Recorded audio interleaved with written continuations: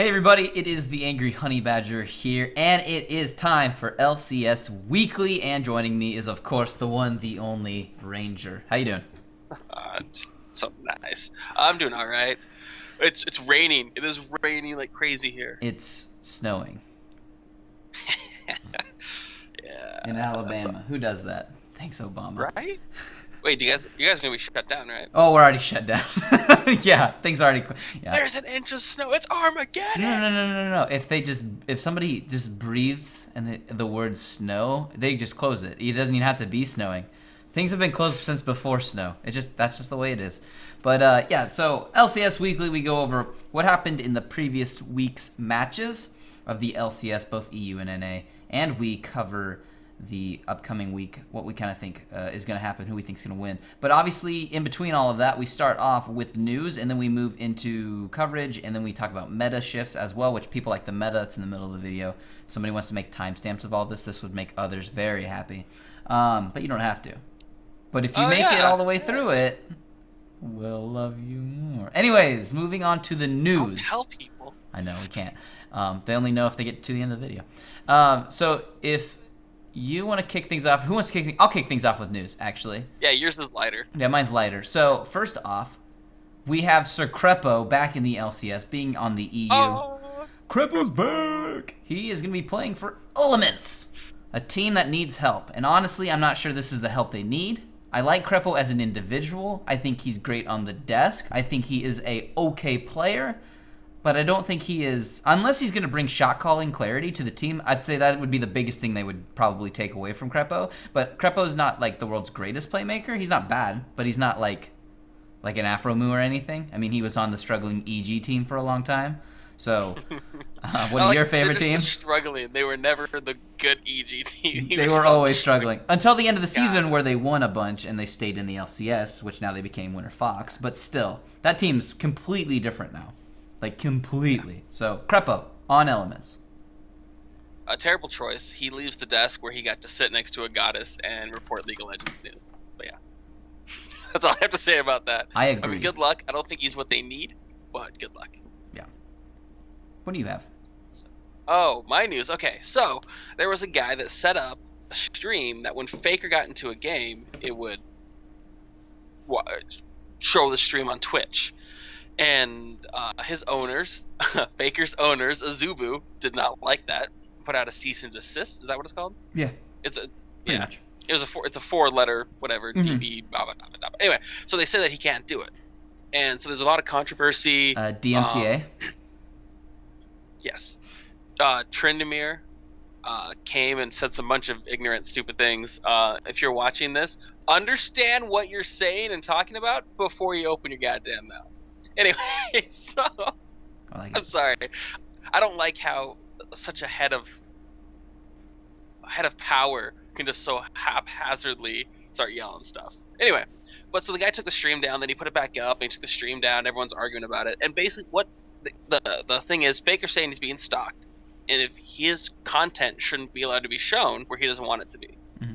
And then the other side of the thing is, it's a public game. You can always spectate games anyway. Riot has it set up that way. You can't hide from people. I can't not. It's in the terms of agreement. Yeah, it's Riot's game. Even when I play a game in solo queue, it pops up there and people can click and watch me. And it's stupid. It's stupid that he can just cry about it and people cater to him. That's my opinion. However, the only reason why I think this is news is because it will really show what content is legally shown and which one's not. So expect new rules to come out by Daddy Riot saying more content is your content. Like if you I don't know. It becomes interesting. The only thing I have is I understand why the guy's doing it. I kind of understand everybody's side, to be honest, personally. I do. Like, I find it kind of on a douche level a little bit to... Like, it's just... I don't know. It's hard to get into. I don't really want to. I know what you're saying. It's a douche level that he's streaming Faker's games without Faker's permission. However, they're not Faker's games. Yeah, and I agree with that, too. It's like a weird combo. It's like, it's not your games, but it is your games. It's the kid that's not touching you with his finger next to your face. Yeah, technically, he's not doing anything wrong. but he's Perfect. not what you want next Perfect to you. analogy. That's So, perfect. It's It's the only thing I agree with on the whole gray area for copyright things and just weirdness is the Korean teams are signed to Azubu.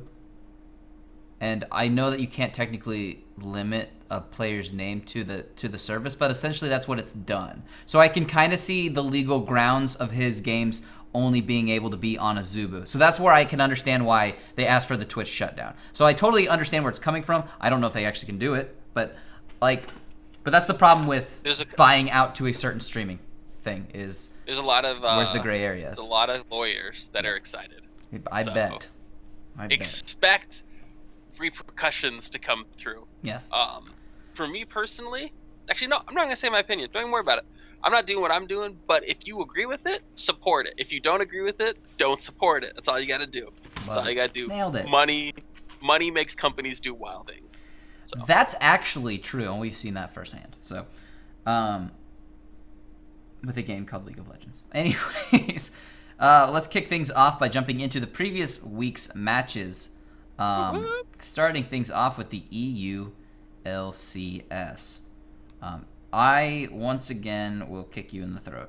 Who do you want to take this week? I will take EU. Okay. I like the EU this week. We had Copenhagen Wolves defeating Rocat.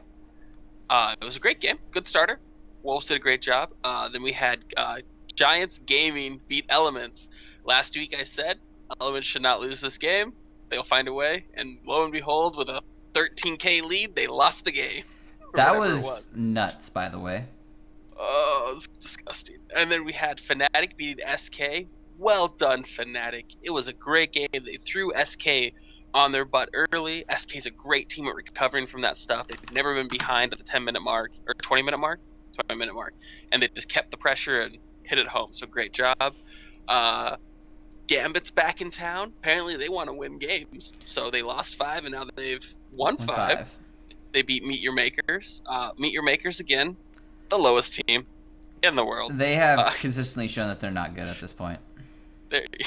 Like they have good players, but they don't play together. Like it's solo queue. We talked about it last week. It's still solo queue. Yep. I spoke out against Diamond, and I love Diamond. I can't even speak out against Meet Your Maker players. I can just speak out. Meet Your Makers is not doing. They're not making anything happen. Yeah. Then we had H2K beat Unicorns of Love. Didn't expect that one. Great job, H2K. I don't think I did. Did I? No, we both were like, this could go either way, but you expected Unicorns, I believe. Okay. And then the next day, Friday, Gambit beat Fnatic. So Fnatic comes off that SK Gaming loss. You can say maybe they over-prepared for SK Gaming, had nothing prepared for Gambit, but Gambit's also smashing games out. Yeah. Betsy showed up. Game 1, Betsy was scared. Game 2, Betsy played like a Russian. And if you don't know how a Russian plays, they kill everybody in sight. Yeah. Yeah. We'll take objectives after everyone's dead, but we don't play objectives first. They play for kills. Yeah, they do. Then they have Rocat beat Elements. Elements went 0-2. Mm-hmm. Very disappointing. This was a bad game for them too. Like it was just a game. bad game. Like the first game they lost, they threw because they didn't respect Baron. So hard. Yeah. And then this game they lost because they didn't respect how to play a game. But it was bad. It was bad. Yeah. So yeah, if you want to watch the slow fall of Elements, that game is a great one to show how their mental state is right now. Then we have Copenhagen Wolves beating Meet Your Makers. Wolves went 2-0. So Wolves are rising. They're not gonna wolf scream anymore, howl. Yeah, I'm sad. Until the playoffs. No, they said they want to save it for the money makers. That makes sense. So, and then we have Giants, beating Unicorns of Love.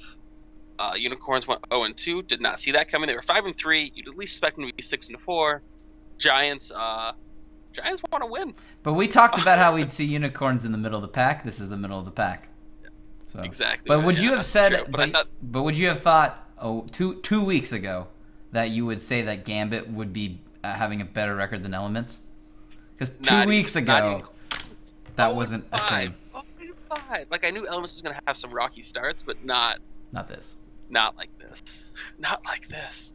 And then you had SK losing to H2K, which you can say maybe SK again overprepared for Fnatic. and lost, or they were crushed by Fnatic and lost. But regardless, they were 8-0, and then they tanked.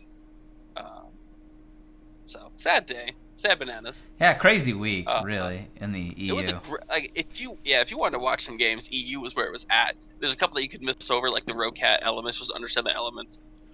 Got to take into them. You don't have to watch Wolves versus Meet Your Makers, but the games you should watch, any game with Gambits, Wolves. I mean, I just said not to watch the Wolves. But the Wolves' first game was great, and just enjoy yourself. But it was a great week in EU. I loved EU. Yeah, things are getting mixed up. Things are shaking up. Elements is a half of the bottom tier. Gambit's now middle top tier. It's crazy. It's things are shaking up, and the fact that SK has lost matches means that they don't have they're not gods anymore. Like, yeah, they're not on that throne of the undefeated. We beat everyone. Now they're gonna lose to everyone and go 8-8.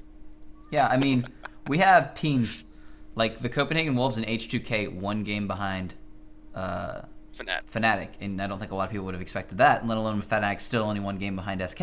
So I think there's still a lot to see what's going to happen. Now, I might get shot at for this. I think Wolves has the lowest level of skill in lane, but they seem to create great things out of nothing. I don't know how I want to say this. I feel like they're not ever on... It doesn't always look right, but somehow it does work out. Yeah, like they have some interesting strategies. Like, it's not like, I don't know, they're playing guerrilla tactics or something. I don't know. It's very interesting watching these people run around this map and make things happen. I agree. I agree. So, I mean, great job, Wolves, doing things that I didn't think you could do. So, not hating, just really confused on how it's working. What happens too is I don't know if it's a mindset thing, but they always get to the late game, it seems, too. They're in very long games, and I don't know if they just if they just play the late games fine, because that might be part of it, but they play long matches, and I don't know, they must be getting used to it, and other teams struggle with it. So, like CLG, no, is it EGEU? The long games? Was it CLG EU? Who had the long, like, hour games, like, on average? Oh, back in season 4? Complexity had the world's longest games. Alright. Who had the long ward game? Where they killed like 120 wards. I can name a bunch of different long games. Sorry. Okay, you know what? Never mind. I know the longest game ever was Complexity. It was against... The show is over! It was against Curse. I'm pretty sure it was CS. CLG. Okay. Could be. But yeah. Anyways. Okay. But yeah, that was the EU LCS. Right? Yes. That's what we got to say? That we're going to go with? I got to say. All right. That's great. Great week. Cool. I'm going to jump things over to the NA LCS. And starting things off, we had Team Liquid going up against Winter Fox. I could have said any of these two teams would have beat each other, and I think that's what we said last week, and that's kind of what happened. Winter Fox came away with a win over Team Liquid. Then Team 8 played up against Gravity. It was kind of close, but Gravity ended up winning that game. They had all the dragons, and they had all the dragon control, which was helpful. It's something Gravity's been doing pretty well with objectives, holding on to those. I'm sorry, I thought it was Saint Vicious joke when you said that they're taking control of dragons. Yeah. Well, to be fair, the 5th one that he got in that game, he was dead, and Keen picked it up. So, yeah. So but that did regardless, happen. They're doing a great objective control with Saint Vicious as their smiter. Yeah. Well, he's missed a couple. There have been stolen ones, but it's. I mean, that's what He's it's winning. what it Don't worry is. about They're it. winning games. They're 5-5. They I think a lot of people expect them to be way worse than 5-5. Then after that, we had Cloud9 taking on Team Impulse. Cloud9 handed that game to Impulse. That was not pretty for Impulse. God, they got wrecked. Then Team Dignitas played up against CLG. CLG came around with a victory in this game. Pretty expected from them. And then Team Solo Mid played against Coast and best one-win team. Thank you. I'm gonna change my best one-win team statement that we used to say. They're just bad at this point. Like, they're not bad players. Okay, so they put Man Cloud is not what you wanted. Yeah, whose idea was that? Sorry. It's like asking me to go play mid for him. We need a player. Man Cloud? Yeah, Man Cloud. No one has ever said that. Yeah, no one should ever say that. And I'm not hating on Man Cloud. Man Cloud does not know how to play from behind. That's what it is. Yeah, and he If can't. he gets ahead, Yeah. he will continue to win. If he gets behind, he will continue to play like he's ahead until he's so far behind he's irrelevant. So. Yeah, he didn't do anything. I don't know what steps to take for this team. I think you get Jess's back, personally. Why would you not play Jess? You just have consistency, at least with that player. But yeah. And he's young, though. Jess's? Yeah. At least I think in a mental state. You need someone to control him. Help him make better decisions. He's a great player. It's like, I want to say he's like a pole belter type thing, where he has a great raw amount of talent. You just got to put him in the right spot. I think I want Impaler to just camp mid and top. That's all I want from that team. Yeah. That's all I want from that team. But with Jess. Anyways, it's too late for them at this point. I'm calling it now. I'm calling it now. They're going to the back of the pack. They're going back to the challenger scene, which is a traditional thing Team Coast has done. So, yeah, all the way down to challenger. Yeah, already. Then the next week we had, or the next day, not next week. The next day we had Cloud9 taking on CounterLogic Gaming. Cloud9 came away with the victory with the 2-0 week. Cloud9's back. I don't know if I'm not sure how I believe. Yeah, until next week. Next time on Cloud9 is back, they're actually not. Okay. Then after that, we had Team Liquid taking on Team Solo Mid in what can only be described as like the most ridiculous, like Save the Alamo ending ever. So, if none of you watch this, just think that they're barricaded in a room. One team has rocket launchers, and they continue to just shoot rocket launchers inside the window. And you and your buddies are running around screaming, "Ah!" the whole time for like 30 minutes. And then they finally open the door, and you walk out, you're like, "Are we safe?" And they run in the door and close it and go, "We win!" Yeah. So. Yeah. It was. I think props to both teams for different reasons. Team Liquid played I'm going to say controlled. It wasn't controlled at the end, but they played a controlled game to get to where they were to be able to have a chance to win what they started. But TSM did a great job of holding on to the little bit of power that they had and actually starting to inch back, but the problem was it was too late. It was. Liquid had one of the 3-5 dragons, the inhibs down. They did a great mathematical... I don't think they've ever played past that point. I'm pretty sure that once they've gotten to that point, other teams just concede. Because they didn't know how to finish it. No. Well, and the other problem is, power spike-wise, the game, it flipped. Jinx. They had the... Yeah, Jinx is huge compared to Corki late game. Like, huge. And Wild Turtle got a Quadra and a Penta that game. Yeah. Wild Turtle. If you had Wild Turtle in your fantasy, congratulations. You won. Most likely. Yeah. Yeah. So it was a good game, though. Great game. Crazy, though. Just crazy. So Liquid salvages their week with Keith, and they're 5-5. Winter Keith Fox then lost a game to Dig. Surprise. Dignitas is looking better. They still don't look obviously perfect, but Winter Fox, this is just their inconsistency. But they're on that verge of we're a great team, in my opinion. So, and then Team Coast obviously lost to Team 8. And then just no heart. They lost. You knew it was gonna happen. It's gonna happen. If they win a game now, I will actually be really surprised. Okay, who wins? Meet Your Makers or Team Coast? You know what? I hate to do this. Don't even say it. It's gonna be Meet Your Makers. You know why? Because Coast will still throw the lead that they would get in that game. Coast wins the game for 30 minutes and then gives the win to Meet Your Maker. Like, you don't want to win, take it. That's what it would be. Okay. And then that's your our final game was Team Impulse beating Gravity. Both of those teams, wanted to win that game. And because that happened, we now have 4 teams at 5-5. Hanging out in the middle. Very heavy middle pack, which is going to be crazy. Because if you think of playoffs, it's really important which side of that middle pack you're on. Middle pack isn't good. You want to be on, because 1 and 2 get by, right? Yeah. So you want to be that 3rd place because you want to play against the worst team. I understand. Yes. Correct. Regardless, don't be on the bottom of that pack. Just in general, you want to win games. Unless you're Coast. You don't want to win You games. just made me look like I'm a John Madden. You want to win games. You want to win. So what you're gonna do today is you want to come out here, play hard, and win. All right, John.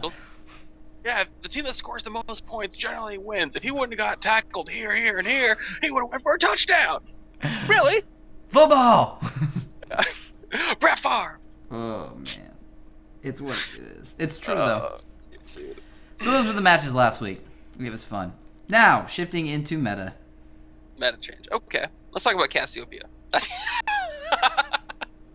I'm sorry. I just made a quick build for her. I saw that. I watched it. I actually, that's the first time. Everyone knows I love Andrew. He's a great friend of mine in real life and the internet. It's the first time I ever watched one of his videos and didn't say he's wrong. No, I agreed with everything you said in that video, so I back you up on that. So, I think it took some people by surprise, part of it, but if you guys want, okay. So Cassiopeia, very skill shot dependent. You can't miss your Q if you want to be able to poke, and then when you do hit it, you're a harassed machine. You need to do that. So you have to anticipate that you don't suck, hit the Q, and then start slamming people in the face. Yeah. The things come out that fast. Yeah, and your ultimate, again, if you can't hit this, just like Oriana, don't play the champion. Don't play the champion, guys. Yeah. It's true. But yeah, so it's just something. It's like Lee Sin, you gotta land the Qs. Cassiopeia, you gotta land that ultimate. We gotta land and something. I also like that her. I also like that Cassiopeia can pick different summoners. Yeah, she can. I mean, if you're gonna go against some of the tougher lane opponents, you might even want to take Exhaust or Barrier. It wouldn't kill you. Yeah. But I like that at Cassiopeia. You're playing for the long game. Yeah. There's two things I also do like about Cassiopeia, that at least that build, that style, and it's what all the pros have honestly been using too, is it gives you some survivability, which is not necessarily a bad thing. A lot of mages tend to lack it, so it gives you a little bit of an advantage. I don't want to say big one, but she does need it. And then the other thing I do like about it too is in a meta or just a shifting world that everything is currently in League, people play till they're nitty-gritty low and then try to escape always. No one escapes with ticking poison damage. When somebody then uses their flash to get away, they've just used their flash to die somewhere else. Which is kind of cool because not a lot of other champions have as much hardcore ticking damage as she does. You know, like occasionally Talon will get somebody with his, his bleed out or something like that. But like hers is like you could tick 200 more damage easily as you run away. Yep. So she forces you to scatter. It's fun. I agree with you. She's very strong too. Get to the late game. It's ridiculous. See? Right? Yeah. So. Sorry, I scared my dog. No, you're fine. I was gonna say I used poison and you scattered, but. I was like, oh no. Yeah. Oh, I love the sound of Cassiopeia's ultimate too. Oh yeah. I think all of her kit sounds cool personally. Actually, the new guy's kit sounds cool, but that's a different. He's not out yet, so. Oh my gosh, that tunnel. Dude, so fun. Everybody gets to ride it. Who wants to go on the bus? Allies, enemies, let's all go. So that's a meta pick champion. I like that these how do I say it? Hyper carries are back. Yeah, it's because and we were a little bit wrong, but we still weren't incorrect when we made our videos. Yes, dragon control is important, but mostly important when it becomes the fifth one. Which is why controlling it to make them yours is important, but up to the point, it really still doesn't matter. But if you know you can't win the game anyways late, and they have the first two, probably not a big deal regardless. But that's what but because these objectives have become so important, they're picking late game champions to then control them and take advantage of them or fight against them. Yeah, because if they have 2 dragons, you have 3, no one gives a crap. If you have 4 dragons, watch the enemy team that the other ones have. They will ward up everything and they will just stand there in the bushes. Yeah. If they try, we throw everything. Throw the nukes, throw anything we got, throw the kitchen sink, I don't care. They cannot get the 5th one. If they all get true damage, we all die. We die so fast. Yeah. Jinx is doing great. Now, for all those people that are going to start playing Jinx and solo queue. makes me sad. Let me warn you about something. She has no escape. So you're going to be like, okay, I can't die, so I got to play in the back. And then you won't do damage because you're so far in the back. You need to understand that you have to be in attack range while not being in melee range, which is going to require you to do something called kiting. So just understand that she's not as simple as she looks. That's why everyone was so impressed with Wild Turtle. Yeah, and your passive does not count as an escape because you need a kill or assist to make it do anything. Yeah. So that's not an escape. Yeah. It's all good. It's good times, man. Yeah. So that's what it is. Ooh, good. Oh, wrong thing. Anyways. What have we looked at? Nothing. I can, things. Anyways. Yeah, that's that. The other thing I want to mention too, so the patch went live the day at least of which we're filming this, and we saw changes to Cassidy. Probably we shouldn't be picking him, in my opinion. I think goodness! I think he's still fine, but they killed this movement, killed almost half the range of that ultimate. Yeah. Ridiculous. Yeah. Now it's honestly just to get up over ledges. Yeah, no, it really is, or just to go in for that last poke, but I really don't think it's Katarina got nerfed. I don't mind that one as much, but that's because I think a good Katarina, it's not going to matter. It's the ones who pray they can jump back into a fight. Yeah, it's now 3 seconds of reset, not just an assist or kill. Yeah. You have to have damage within 3 seconds, which is huge. But for the crazy resetting cats, it won't affect it. Yeah. So. I think the biggest change is going to be the ward, because the wards go live now. The new, you get 2 wards on your trinket. Yes. I think that'll every time, dude. He just wants to sit on my lap and just sit here. I thought that was a ward popping up. But yeah, it's interesting control. It's more of the on the fly control because you want real wards that are gonna last 3 minutes, not the 60-second wards. Mm-hmm. But now the blue trinket drops a ward. It's gonna be interesting. It's gonna be interesting seeing how control will shift because every time Riot changes how wards work, drastically affects the game. Yeah, vision control is what wins and loses games, and I don't know if we've mentioned it here or not, but we can put this under it since we're still talking about meta. But I've heard effectively for people who have made troll accounts or who have made, or just any reasons. Anyways, I hear this rumor, but I've obviously never had a chance to try it, is warding in bronze effectively can win you the game. I 100% agree. If you are below plat, yeah, you need to just ward. You'll see everything, so. Huh. Okay. I don't know. Yeah. That's just ward the map. If you can see them, you're gonna win. So that's my 2 cents on warding. Use them. It's helpful. Right? Who Wards when I still think it works in Diamond. Who would have thought? Anything else meta wise? What? Any other big nerfs gonna change anything crazy or non-nerfs? I don't think we're gonna see Veigar. No. Maybe Zillion. But again, this isn't. I actually like his. I mean, I haven't played it quite yet, but I like everything about it on paper. It looks interesting. It's awesome. 99% slow. Yeah, right. I like how they're like, this is not a mistake. Yeah, that was crazy.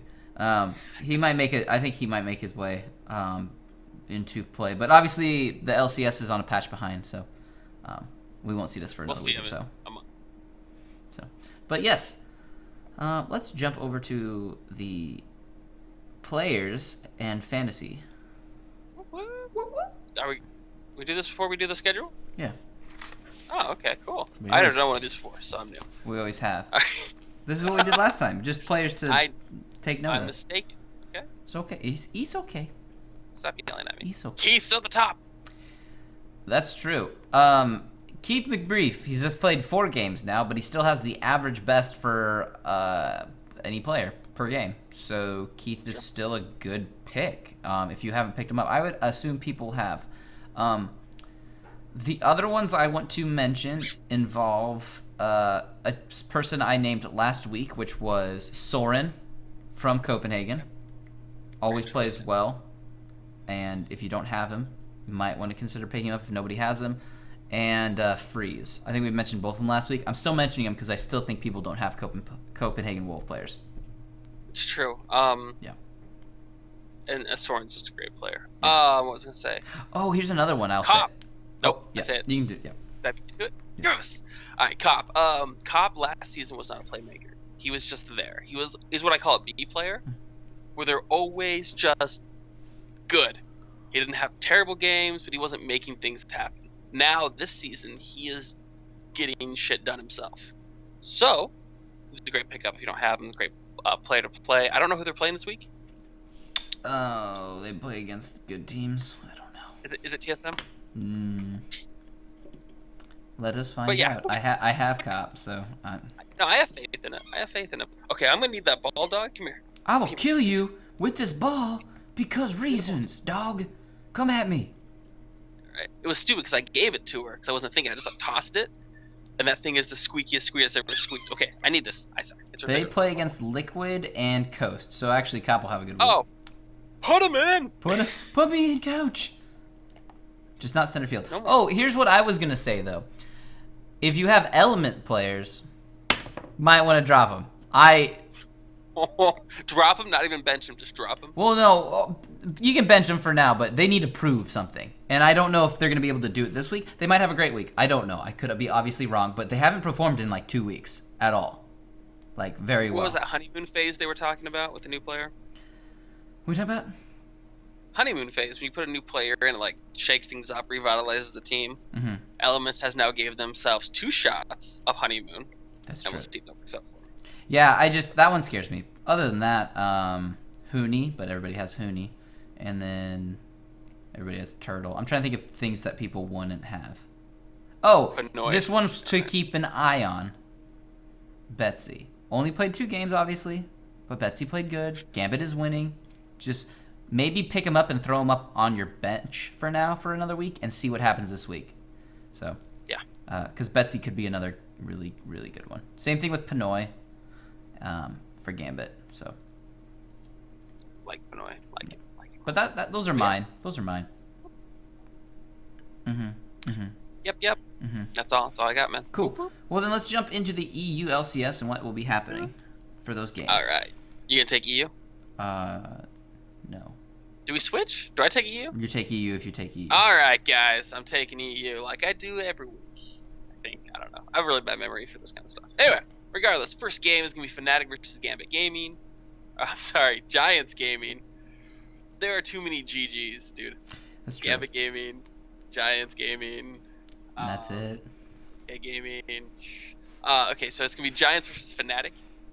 I think this should be a really good game. Fnatic again did win one, did lose one. Giants seem to be somewhat revitalized. Maybe they can continue.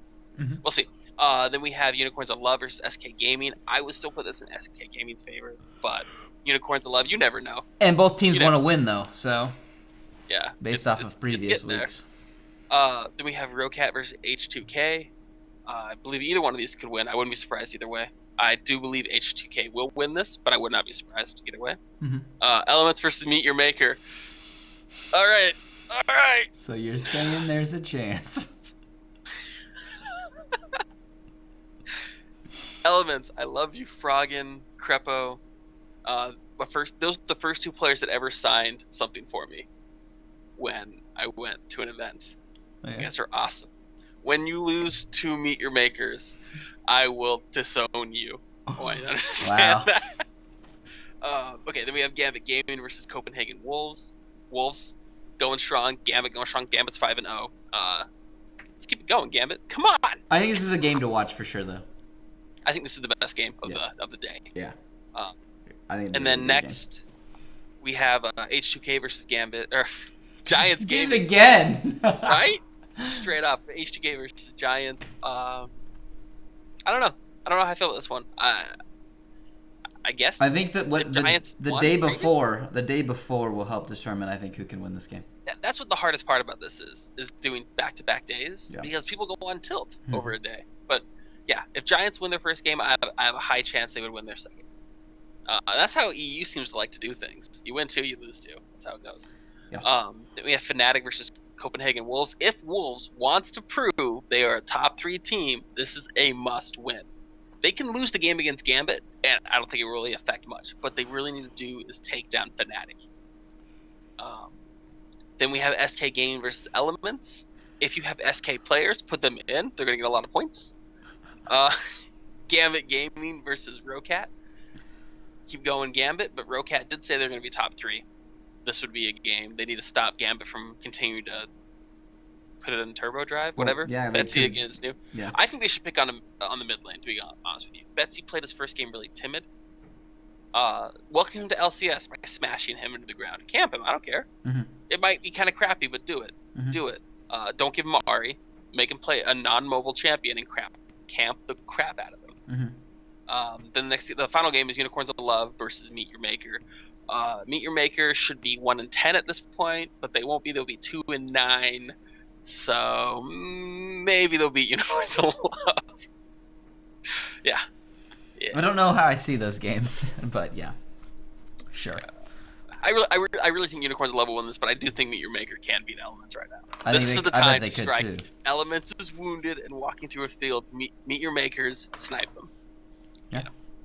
Yeah. So yeah, that's EU. I don't think EU is gonna be as exciting as NA. I think there's a couple of there's games. so many teams. I know that EU's also got a bunch of teams kind of in the middle, but they're a little bit more spaced out. But there's so many teams tied in the NA LCS. It's just crazy. Yeah. So, but yeah, let's jump over to said NA LCS, and starting things off, Team Coast gets to lose to Cloud9 on the opener. Congratulations, Coast, you win. Pretty much. Team 8 gets to play Impulse. It could be a good game. I expect Impulse to win it, but we should see. This is a team that prides itself on teamwork and a team that has 8 different languages being spoken, so who knows. Yeah. Then Team Liquid gets Gravity.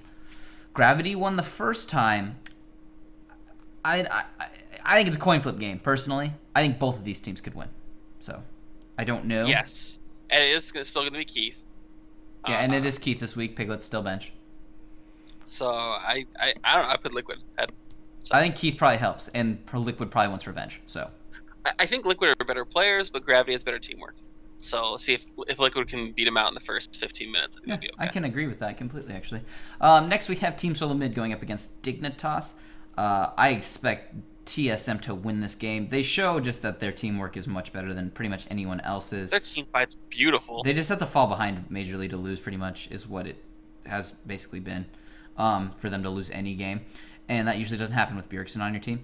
And then we have Counterlogic Gaming going up against Winter Fox. If Winter Fox comes out strong, I can easily see them winning this game, to be honest, because Counterlogic Game doesn't play perfectly, but they've been playing well. So obviously, Counterlogic, I would say it's just in their favor up front. But if Winter Fox does the classic all-tech Poe Belter to have good games, like, they could crush.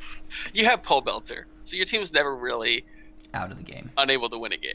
Yeah. Unless he's playing like Lulu or something. It just get him on an assassin. On a support. Yeah, get him on a game changer. Yeah. And then the next day, Gravity picks up their first win of the day going up against Team Coast. And then Cloud9 gets to play Winter Fox. Could be a good game. If Cloud9 is back, though, and they will win their game against Coast, they will be 7-4, and they should be 8-4 by the end of the week if they keep it going. Yeah, that'd be a good score. Good score for them. They started off kind of rocky, but they're high now. It's true.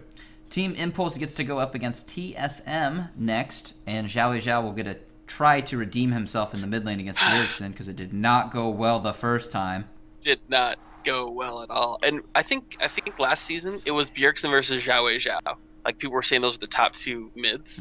But Bjergsen has just shown how much further ahead he is in the other mid lane in NA, in my opinion. Yeah, I agree. I think he is on a different level than the other ones. He just doesn't make mistakes. I never looked at a Bjergsen playing, but come on, Bjergsen. Come on. What a scrub. I hope he's watching this. Bjerg, you scrub. What a noob. Just kidding.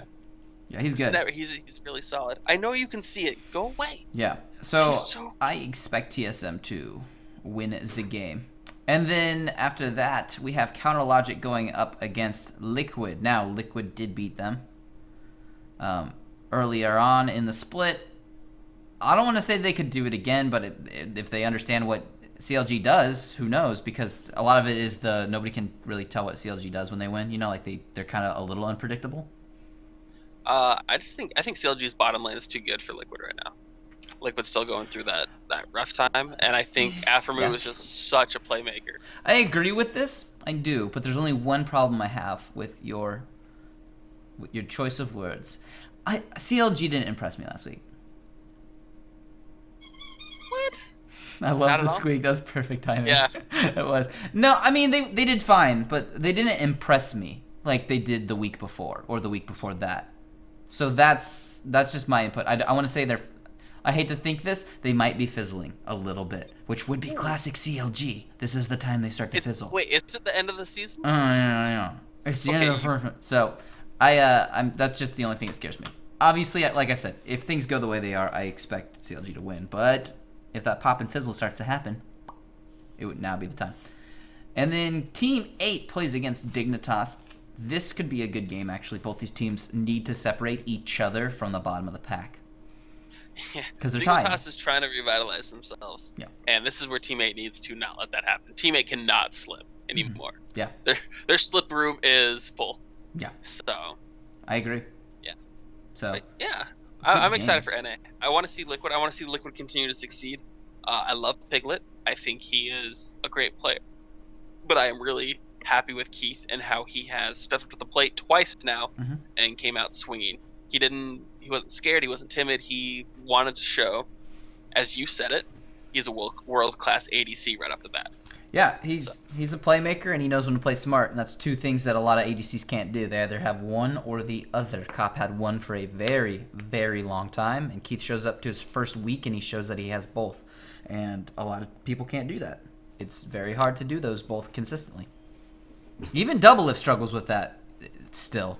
Sometimes he just goes too ham. He's got a lot better with it, but yeah. It's a scary world. That's what it is. But that's the that's what's gonna happen. I'm excited. You're excited. We're all excited. Woo! Also, if you made it to this point, you are our favorites. That's actually you are prettier than people around you, and everyone wants to beat you. Actually, they're a little bit jealous, and that's why they beat you up in school. Yeah. So I will confirm what your mom told you. She was a smart lady. When she said you're special, she meant it. She meant it. And we're here to reinforce that statement. Yeah. We've done our jobs. Yeah. Well, cool. What else? Is there anything else we have left out? No, I don't think so. Oh, pretty awesome. Got that out of the park. Nailed it. Oh, I'm so excited for Bard. I'm sorry. Just because I just want to make a portal and be like, choo choo, all aboard the bus or the train, whatever you want to call it. Just... I can't wait to use portals to get away, just baiting the enemy team through it to my team on the other side. Follow him! And they come out and there's a Riven with her sword already giant. She just stuns them clean. Well, I want them to all come through as... What would happen if people are doing effects to people while they're going through it or as they're trying to go through it? Are they targetable? What happens if Fiora goes to ult someone as they start to go through the... I hope she goes the whole way. I hope she comes with them and she's still doing it to everybody on the other side. Just some back in the crap. Just bring me to your team. Yeah, this could be fun. I think this will let slower jungles like a Moo have a chance to contend early game. This is really advantageous. I would like to see. I don't think it's going to happen, but I would like to see this happen. That portal is really interesting, and if you understand how Dota MOBA is, they set it up as a 1-1-3, which is okay. I need that. It's a 1-1-3. Oh, give me the ball. Okay, all right. So it's a 1-1-3. She threw it at me. She's she can actually throw with her mouth. It's the cutest thing ever. Anyway, it's a 1-1-3. You have one top, one mid, and three, but it's not really a 3-lane. The guy's roaming. They don't have a jungler. So anyway, so you have a jungle. So now we have a 1-1-1 with a jungler and a roaming support. The Bard can move around, assist the jungle, as well as still give support. So I would expect a lot of lane swaps with the Bard to come out. This won't happen again until Summer Split. Not really too crazy. But I really do think the Bard will add a new dimension, kind of like Zac and Lissandra did from the gank angles. Thresh is being able to help an ADC escape. This is The other, even if, introduce a new strategy. yeah, if Bard just comes back into lane 2 with it, is it like who's coming through it? Like, is it just him? It's like when Thresh throws a lantern behind. You just have to respect that he's gonna pull out a giant monster. Yeah. You don't know who's coming through that thing. The Bard can walk. He can pretty much walk into an enemy team and be like, "Oh no, is it just me? You don't know. You don't know." Who's coming with me? Who's Helps a coming lot with of me? teams. And then we're talking about like even behind. He throws it behind, and you can now sandwich people. It's really interesting how this will work. So I'm excited to watch new dimensions open up, and complain about them. That's what I did with Zach and Lysandra. Yeah. How can I ward when they can just go over the damn wall? Yeah. So, They're everywhere. It's like a Pantheon gank. Right. You're like, I can't ward, guys. It doesn't matter. how deep do I have to ward? Because it's not helping me. Yeah. So It's what it is. But yeah, that's patch notes. It's not patch notes. It's the LCS Weekly. how dare you? Yeah. Whatever. I did these 2 shows back to back. It's just I'm tired. 7 people here heard me say it wrong. 7. I'm gonna have faith that there's double digits. One person has a conjointed twin. Maybe. But yeah, we love you more. We do. But yeah, that's. Oh, the Soda skin came out. So cool. It is cool. It's too expensive. It is too expensive. But yeah, so it's the LCS Weekly. See us here roughly the same time next week about the matches that you're currently watching. And Yeah, what? Yeah, we won't be wrong. Everything we dictated and said is true. That's probably right. But yeah, until then though, we'll see all of you guys later.